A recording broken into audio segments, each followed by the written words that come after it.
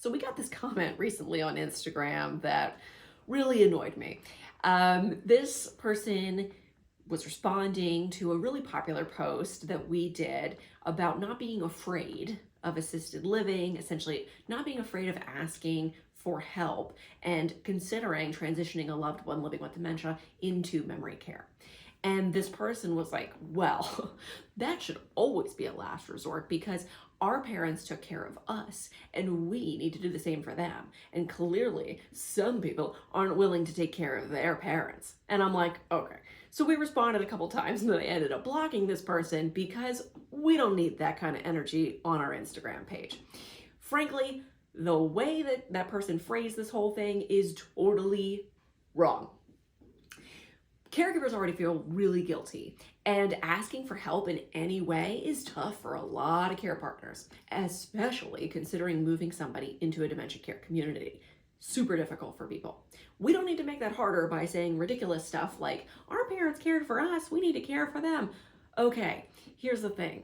Taking care of a healthy child is a lot different than caring for somebody who is aging and declining. It's not the same game at all. So that comparison, get rid of it. There's nothing to compare there at all.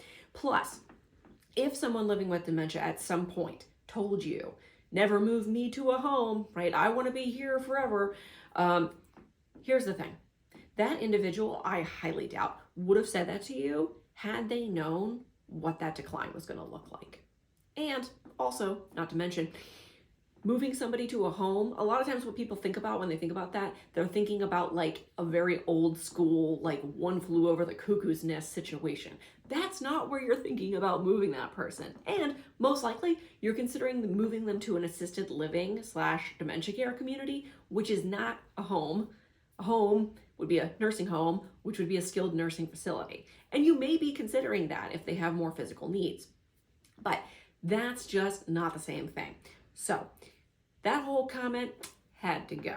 And I got a lot of positive responses to, when I posted that and said, here's why we blocked this person. So many people wrote in, responded, liked it, because they had to transition a loved one into a dementia care community. And guess what? It was a super hard decision for them to make.